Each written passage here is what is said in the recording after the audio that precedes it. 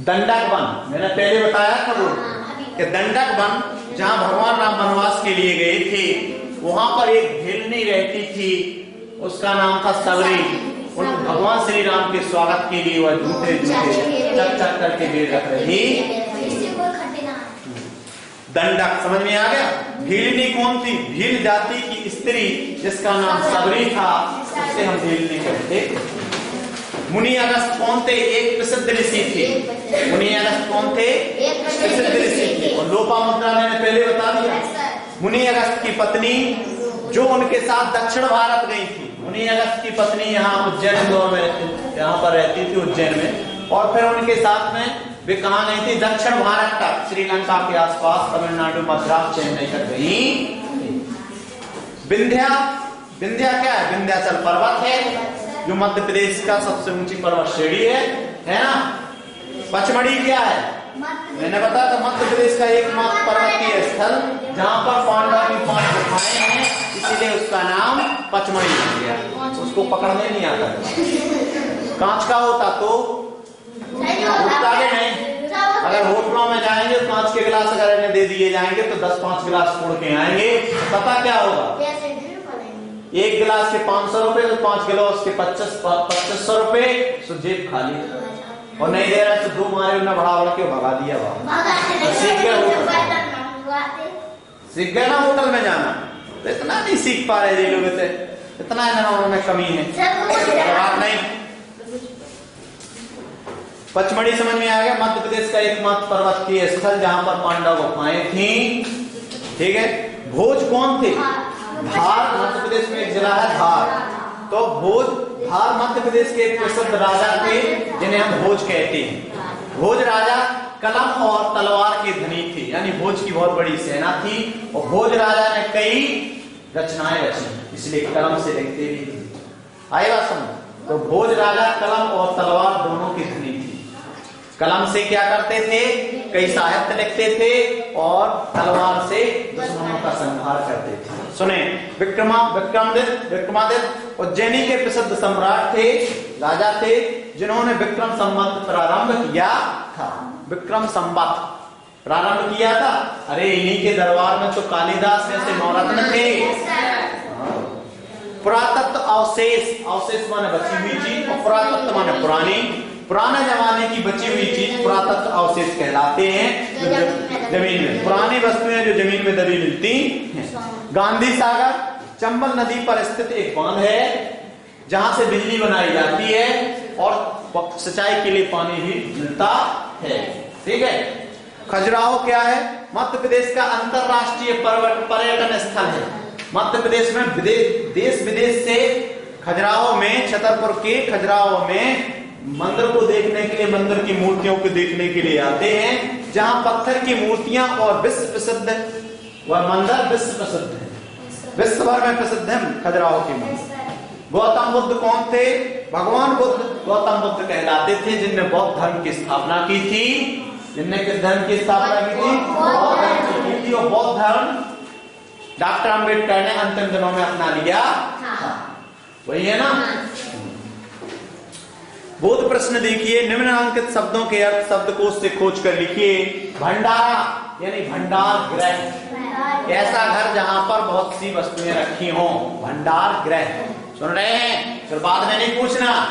भंडार गृह। चेतन माने सजीव, ठीक है, चेतन युक्त, चेतना युक्त, चेतन माने चेतना युक्त, सजीव। वन फूल माने जंगल के फूल। पूरा पूरा माने अंग अंग। आई बात समझ में? पूरा पूरा तुमने इतनी पिटाई देंगे कि तुम्हारा पूरा पूरा ढीला हो जाएगा, यानी अंग अंग ढीला हो जाएगा। पूरा पूरा माने अंग अंग। वृक्षा माने वृक्ष, बेटा तरु पेड़। फुल से माने प्रसन्नचित्त होए, फुल से माने प्रसन्न होना, आनंदित होना। ऋचाएं माने होती है रचनाएं, ऋचाएं माने रचनाएं। और ढाले माने ढालना, इनके गुणों को अपने जीवन में ढालना। दुर्पद सुता, सुता सुता माने पुत्री, सुत माने बेटा, सुता माने बेटी, और दुर्पद माने दुर्पद राजा, दुर्पद राजा की बेटी दुर्पद सुता यानी द्रौपदी। समझ में आया? द्रौपदी। उसके बाद पाथर माने पत्थर, पाषाण, अस्म, शिला, समझ में आ गया? सोम माने होता है पवित्र, अमृत। सोम माने पवित्र, अमृत। गाथा माने कहानी, लोक कथाएं। लोक कथाएं माने पुराने जमाने की कथाएं, गाथा। निम्नलिखित प्रश्नों के उत्तर लिखिए। गौतम बुद्ध की वाणी कहाँ गूंजती है? गौतम बुद्ध की वाणी रायसेन जिले के रांची के स्तूप जो अशोक के द्वारा निर्मित किया गया था उसमें गूंजती। पूरी अच्छी बात नहीं बता सकती, उनने कह दिया कि रांची ने गौतम बुद्ध के धर्म की वाणी रायसेन जिले के रांची स्थान पर, कहां पर? सांची स्थान पर अशोक के द्वारा बनाए गए स्तूपों में गूंजती है। मालवा की धरती पर कौन कौन से राजा हुए? मालवा की धरती पर भोज और विक्रमादित्य जैसे प्रतापी और न्यायप्रिय राजा हुए। समझ में आया? मध्य प्रदेश में पुरातत्व अवशेष कहाँ मिलते हैं? पुरातत्व अवशेष माने पुरानी वस्तुएं, पुराने जमाने की वस्तुएं कहाँ मिलती हैं?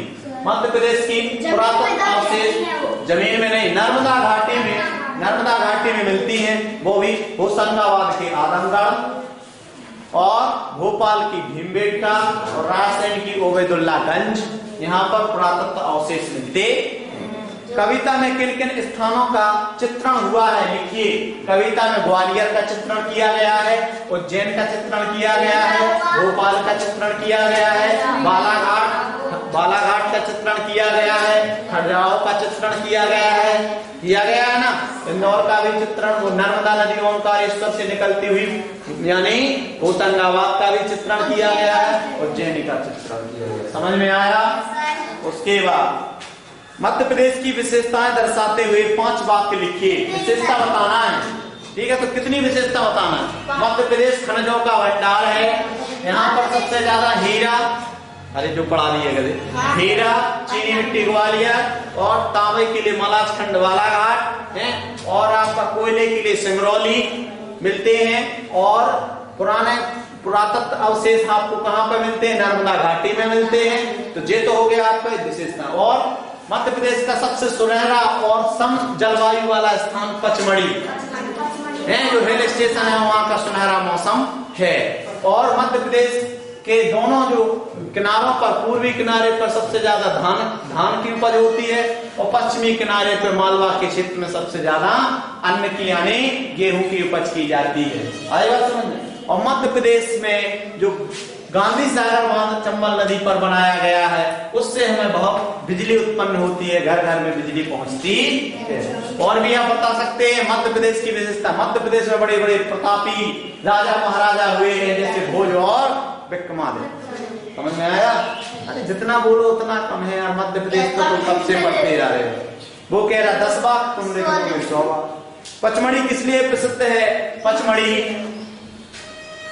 पौराणिक कथाओं के अनुसार पचमढ़ी होशंगाबाद जिले में है, जो बहुत वहां पर बहुत ही सौंदर्य स्थल है, सम जलवायु रहती है। कहते हैं कि पांडव जब अज्ञातवास के लिए रह रहे थे तो पचमढ़ी में आकर वह 5 गुफाएं बनाकर रहने लगे, 5 मड़ियों में रहने लगे हैं। तभी से हमारा पचमढ़ी प्रसिद्ध है। तो सुंदर जलवायु के लिए प्रसिद्ध है पचमढ़ी। टिप्पणी लिखिए। दंडक, अगस्त और विक्रम। टिप्पणी माने होता है उसके बारे में जानकारी देना। तो दंडक क्या है?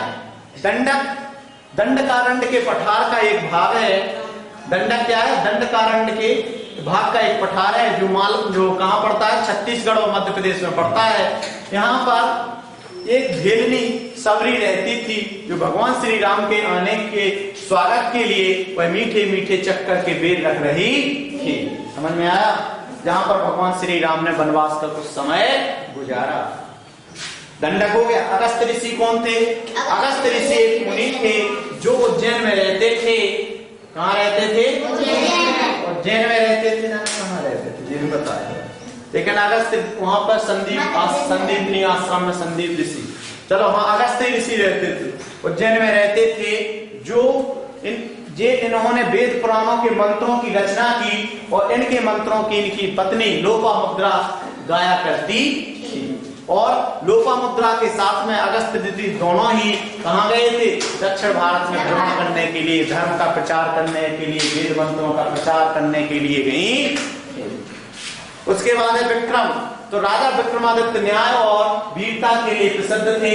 जो उज्जैन शहर के थे, इनके दरबार में 9 रत्न थे। कितने रत्न थे?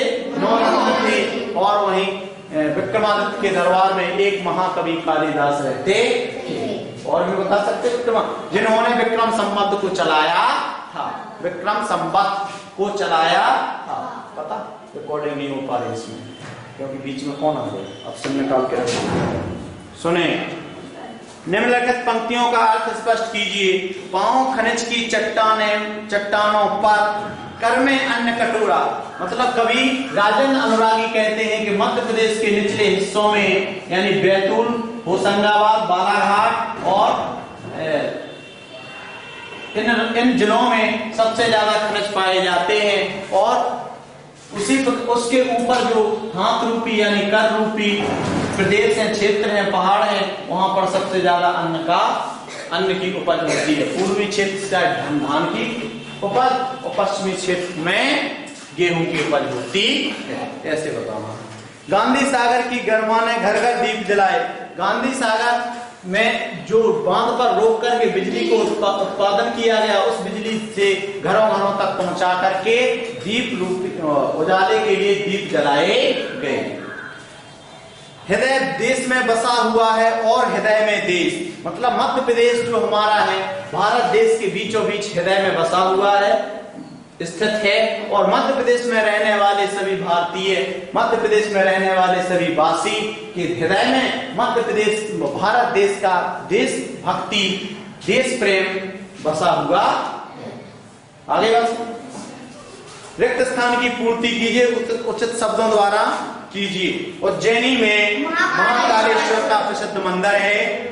बौद्ध स्तूप सांची में स्थित है। भगवान राम ने सबरी के बेर खाए थे।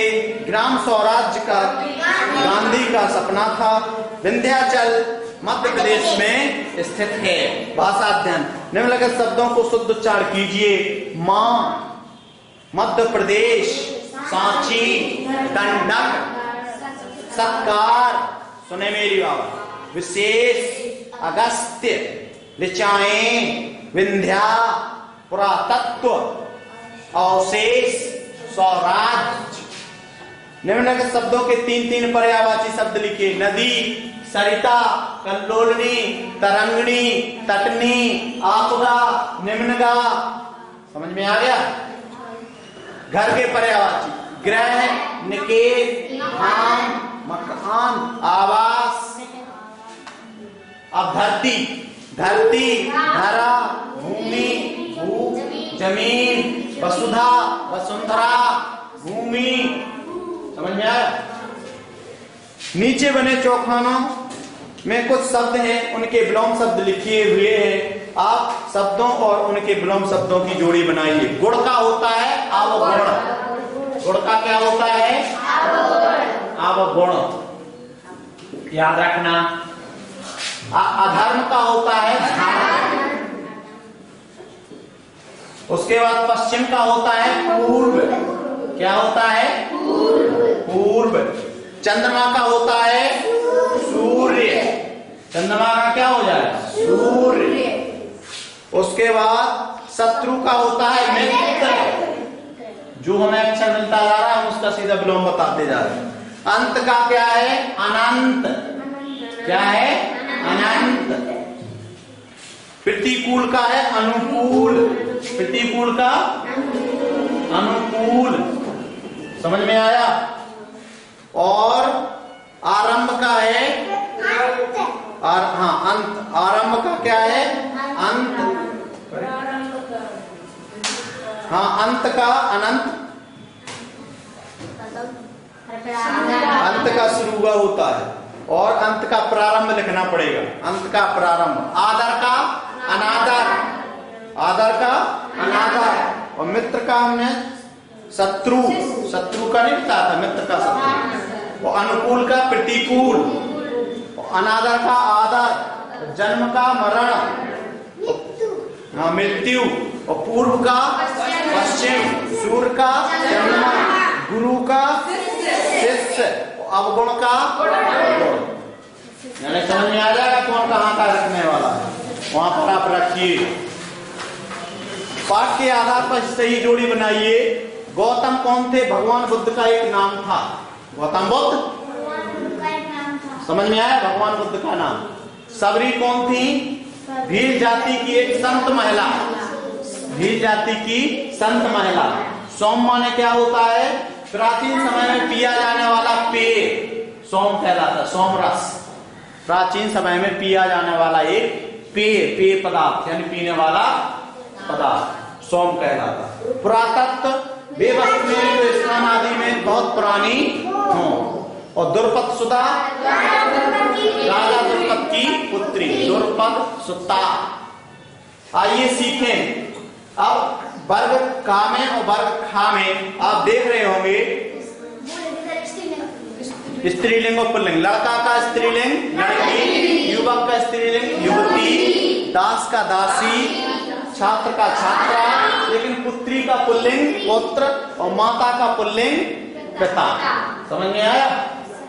उपयुक्त वर्ग का में शब्दों में पुरुष जाति का बोध हो रहा है और खा में स्त्री जाति का बोध हो रहा है। अब जानिए, जिन शब्दों से पुरुष जाति का बोध हो उसे पुल्लिंग कहते हैं और जिन शब्दों से स्त्री जाति का बोध हो उसे स्त्रीलिंग कहते हैं। ध्यान दीजिए, कुछ मनुष्यतर माने मनुष्य के बाद, कुछ मनुष्यतर प्राणीवाचक संज्ञाओं से दोनों जातियों का बोध होता है। जैसे पक्षी।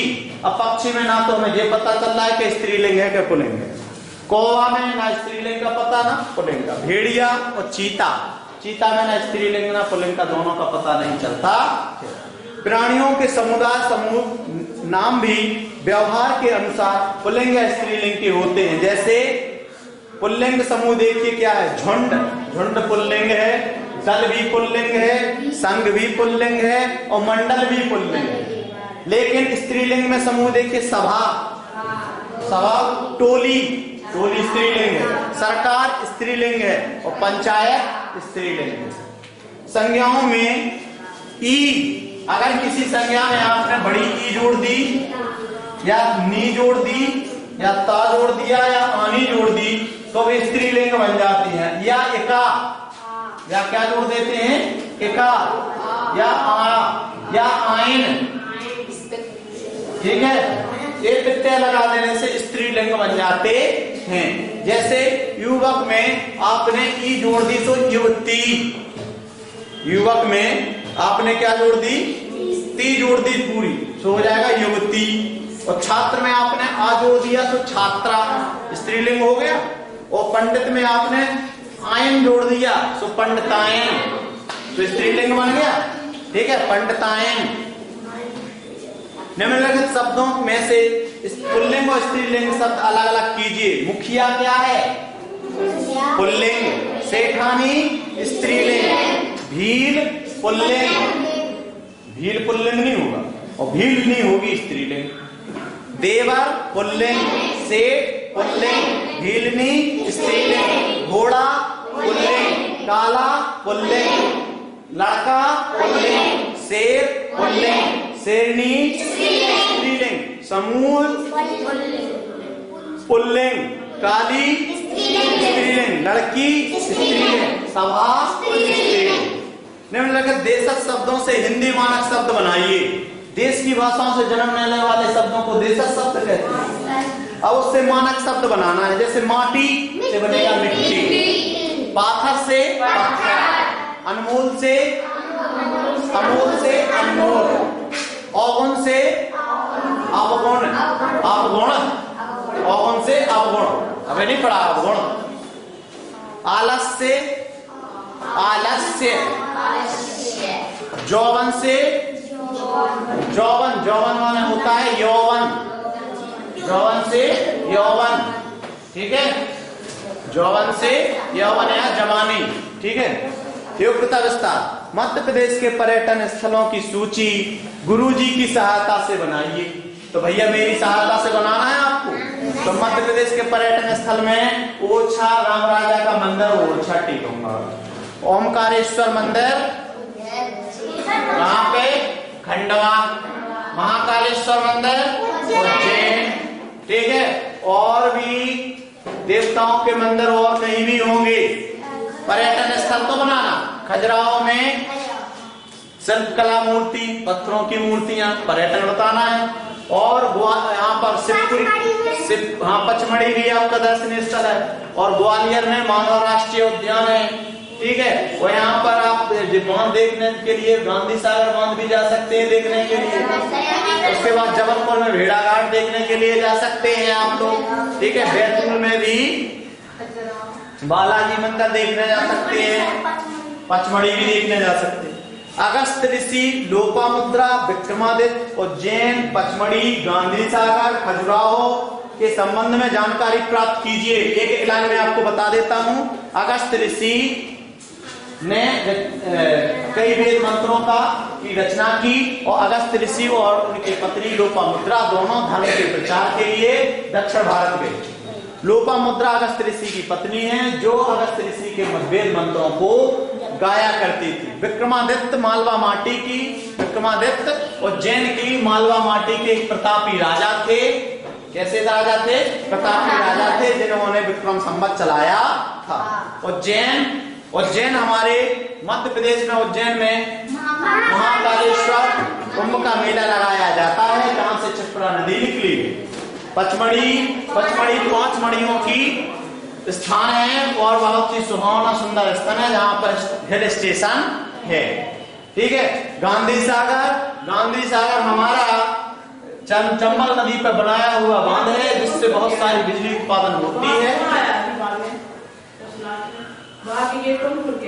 हाँ, इनके खाना देने वाली आई थी, वही खाना दे गए, वो गेट खोल के चले गए। पूरे चलेगा बछड़ा गाय सब गाय, ये तो चले जाएंगे। पूरे गए थे। इसलिए खुद ध्यान रखो अपने खाने पीने का, टाइम पे लाओ, टाइम पे आओ।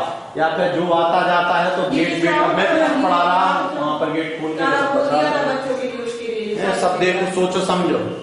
कौन आई थी खाना दे? खोल के डाल। अरे जो आई थी वे खोल के डाल दो, बस पता हो जाना। गांधी सागर समझ में आ गया। खजुराहो में शैल चित्र बनाए गए हैं, मतलब शैल चित्र नहीं, मूर्तियां बनाई गई हैं जो चंदेल राजा ने बनवाई थी। और वो विश्व प्रसिद्ध मंदिर हैं, वहां पर विश्व के आदमी देखने के लिए, दर्शन करने के लिए आते हैं।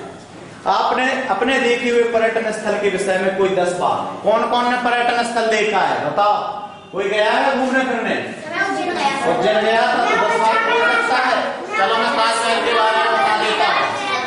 ताजमहल एक बहुत ही सफेद संगमरमर का बना हुआ एक महल है जिसे शाहजहां ने बनवाया था, मुमताज महल की याद में बनवाया था, जो यमुना नदी के किनारे पर बना हुआ है।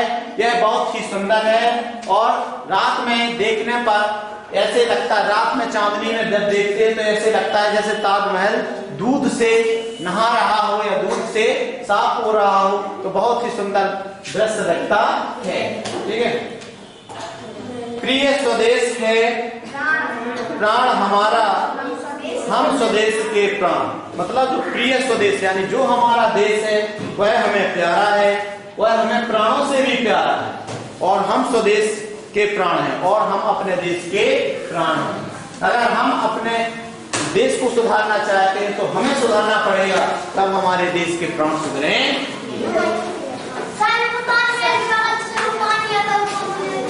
नर्मदा, गंगा, वो यमुना